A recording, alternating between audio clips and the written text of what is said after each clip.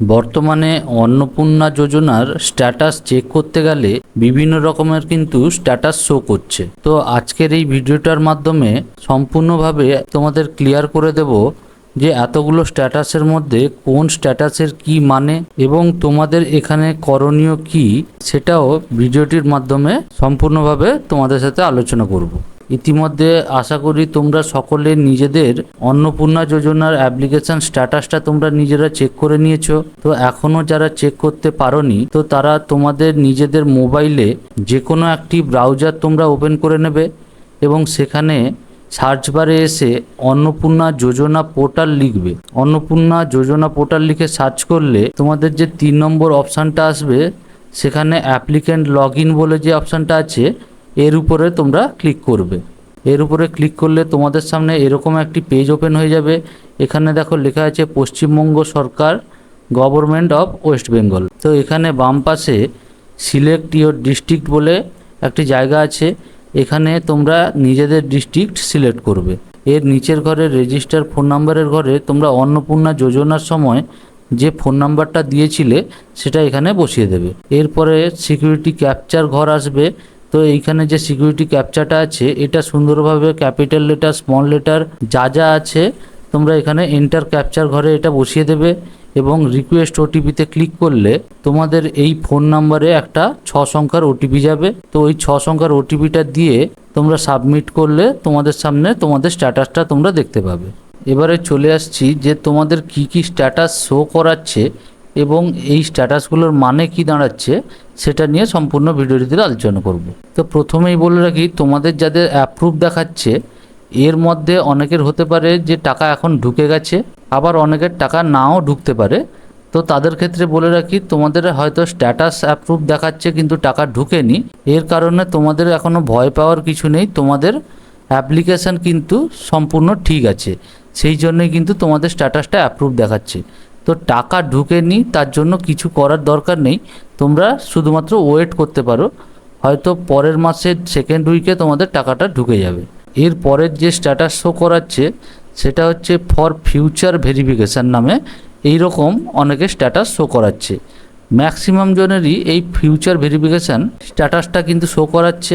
এখানে নিচে দেখো লেখা আছে আন্ডার এনকোয়ারি গভর্নমেন্ট এমপ্লয়ি, অর্থাৎ ইনিশিয়াল যে ভেরিফিকেশানটা সরকারের তরফ থেকে করা হয়েছে সেখানে কিন্তু উঠে এসছে যে গভর্নমেন্ট এমপ্লয়ি বলে।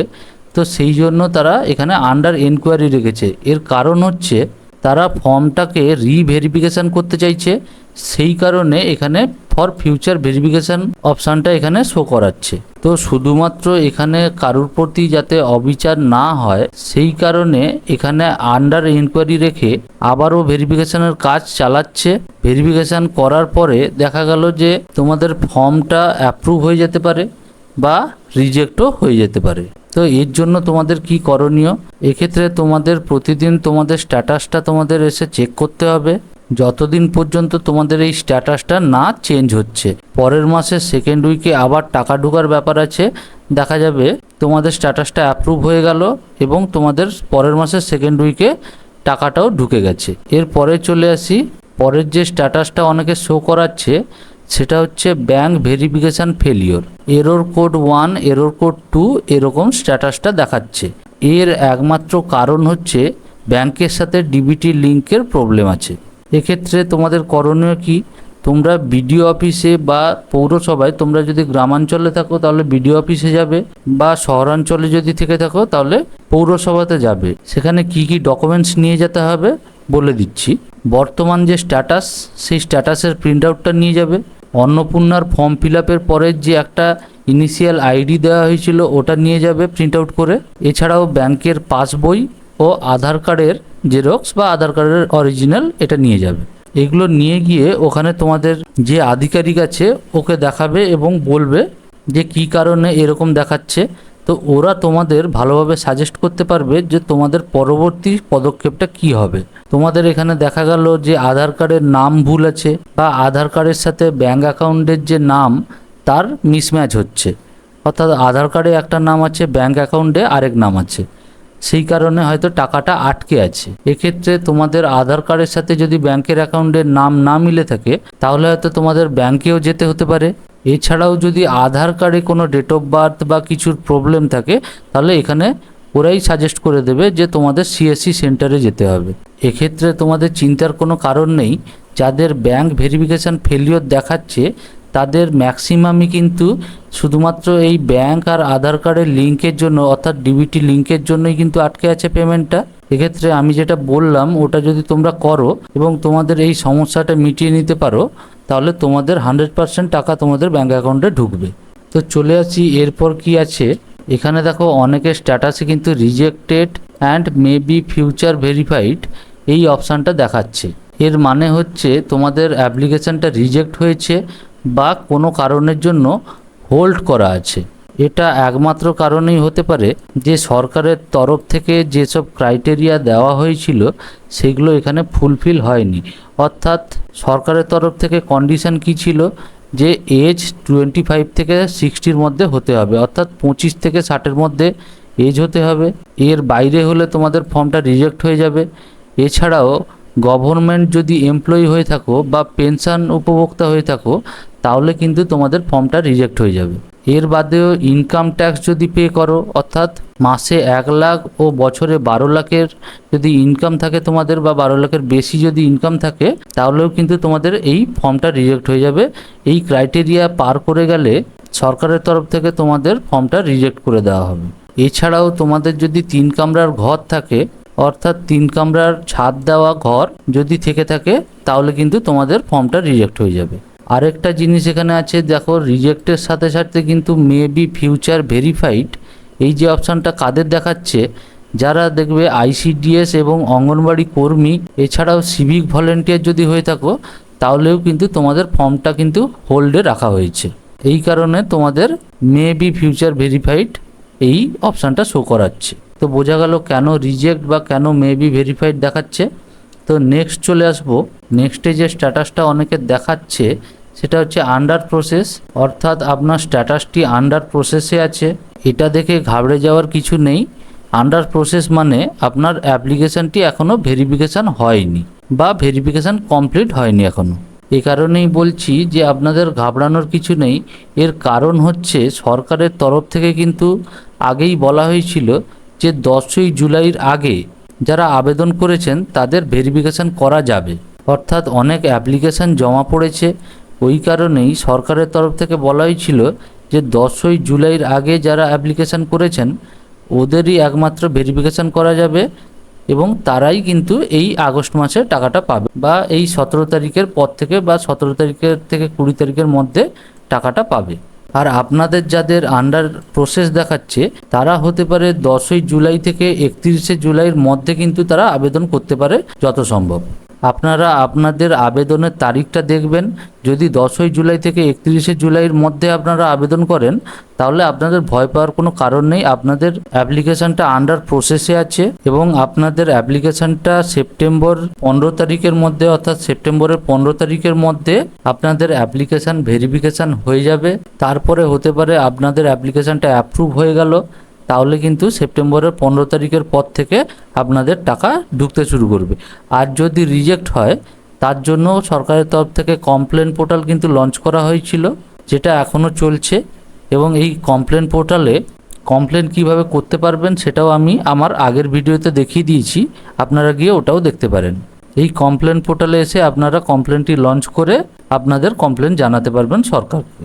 এরপরে চলে আসবো নেক্সট যে স্ট্যাটাসটি অনেককে শো করাচ্ছে সেটা হচ্ছে ফর ফিউচার ভেরিফিকেশান, অর্থাৎ ফর ফিউচার ভেরিফিকেশান শো করাচ্ছে এবং নিচে আন্ডার এনকোয়ারি বলে এখানে এএসডিডি এই অপশানটা শো করাচ্ছে বা এই লেখাটা শো করাচ্ছে।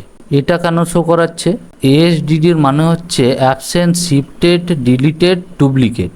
অর্থাৎ এসআইআরের তালিকার সময় এই এএসডিডি তালিকাটা প্রকাশ করা হয়েছিল। এই এএসডিডি তালিকা মানে হচ্ছে যাদের নাম এসআইআর থেকে বাদ গেছে বা ভোটার বা আধারের যে আধিকারিকরা তাদের বাড়ি বাড়ি গেছিলেন এবং তাদের দেখা পাননি, তাদের একটা লিস্ট কিন্তু এইখানে প্রকাশ করা হয়েছিল। এই এএসডিডি লিস্টে যাদের নাম পাওয়া গেছে তাদেরকে কিন্তু, অর্থাৎ তাদের জন্যই কিন্তু এই এএসডিডি আন্ডার এনকোয়ারিটা শো করাচ্ছে। তো এই মুহূর্তে যাদের এএসডিডি এরকম স্ট্যাটাসটি শো করাচ্ছে তাদের এখানে করণীয় কি? তোমাদের কিন্তু প্রতিদিনই স্ট্যাটাসটা নিয়মিতভাবে চেক করতে হবে। এর কারণ হচ্ছে তোমরা যারা ট্রাইব্যুনালে অ্যাপ্লাই করেছিলে, তোমাদের হয়তো নাম এএসডিডির আন্ডারে এখানে আন্ডার এনকোয়ারিতে রেখে দেওয়া হয়েছে, কিন্তু এখানে ফর ফিউচার ভেরিফিকেশান দেখানোর কারণে তোমাদের আবারও ভেরিফিকেশান হবে এবং পরবর্তীকালে দেখা যেতে পারে তোমাদের কিন্তু অ্যাপ্রুভ হয়ে গেছে এবং পরের মাস থেকে তোমাদের অ্যাকাউন্টে টাকা ঢোকা শুরু হয়ে যাবে। এছাড়াও যাদের অ্যাপ্রুভ হবে না তাদের রিজেক্ট দেখাবে, এবং তোমরা যদি এর বিরুদ্ধে কমপ্লেনও করতে চাও তো তোমরা এখানে কমপ্লেনও করতে পারবে, যেখানে কমপ্লেন পোর্টাল লঞ্চ করা হয়েছে, সেখানে গিয়ে তোমরা কমপ্লেনও করতে পারবে। এরপরে চলে আসি, দেখো এখানেও কিন্তু ফিউচার ভেরিফিকেশান শো করাচ্ছে এবং এখানে নিচে আরেকটি লেখা এখানে শো করাচ্ছে, সেটা হচ্ছে more than 3 room in urban area. এক্ষেত্রে আমি বলে দিচ্ছি, এই যে ক্রাইটেরিয়াটা কিন্তু আগে ছিল না, যে যাদের শহরের উপর 3 কামরাওয়ালা বা ছাদ দেওয়া বাড়ি আছে তারা অন্নপূর্ণা ভাণ্ডার পাবে না। এই ক্রাইটেরিয়াটা কবে অ্যাড করা হয়েছে? 12ই আগস্ট মুখ্যমন্ত্রী শুভেন্দু অধিকারী কিন্তু একটা প্রেস কনফারেন্স করেছিলেন, সেখানেই জানিয়েছিলেন যে 3 কামরাওয়ালা ছাদ দেওয়া বাড়ি যদি থেকে থাকে তাহলে ওনারা রিজেক্ট হবেন। এটা শুধুমাত্র শহরের ক্ষেত্রেই বলেছিলেন। সেখানে তিনি আরও বলেন, এই যে 3 কামরাওয়ালা ছাদ দেওয়া ঘর এটা কিন্তু গ্রামের দিকে অ্যাপ্লিকেবল না, অর্থাৎ এই যে নিয়মটা গ্রামের দিকে অ্যাপ্লিকেবল হবে না। তো এক্ষেত্রে তোমাদের যাদের মোর দেন 3 রুম ইন আরবান এরিয়া, অর্থাৎ এটার জন্য যাদের তোমাদের ফিউচার ভেরিফিকেশানে রেখেছে, তো তাদের একটাই কাজ এখন করণীয়, যে তোমাদের প্রতিদিন তোমাদের নিজেদের স্ট্যাটাসটা তোমাদের চেক করতে হবে, অর্থাৎ স্ট্যাটাসকে নিয়ে আপডেট থাকতে হবে। এরপরে চলে আসি, আরেকটা যে স্ট্যাটাস অনেককে শো করাচ্ছে সেটা হচ্ছে ফর ফিউচার ভেরিফিকেশান। নিচে দেখাচ্ছে under enquiry pay income tax, অর্থাৎ যদি এই পে ইনকাম ট্যাক্স এরকম যদি স্ট্যাটাস শো করায়, এখানে জেনে নিতে হবে যে তোমাদের কন্ডিশন কি ছিল। কন্ডিশন যেটা ছিল সেটা হচ্ছে গভর্নমেন্ট এমপ্লয়ি হলে অন্নপূর্ণা ভাণ্ডার থেকে বিরত হবে। এছাড়াও কিন্তু ইনকাম ট্যাক্স পে করলেও কিন্তু চলবে না, অর্থাৎ তোমার যদি মাসে 1 লাখ টাকা বা বছরে যদি 12 লাখ টাকার উপর ইনকাম হয়, তাহলেও কিন্তু এই অন্নপূর্ণা ভাণ্ডারের সুবিধা থেকে তোমরা বিরত থাকবে। এখানে তাহলে যদি এরকম স্ট্যাটাস সেখানে শো করায়, তাহলে এখানে কি করণীয় সেটা বলে দেব। এই ক্ষেত্রে তোমাদের নিজেদের কিছু করতে হবে না।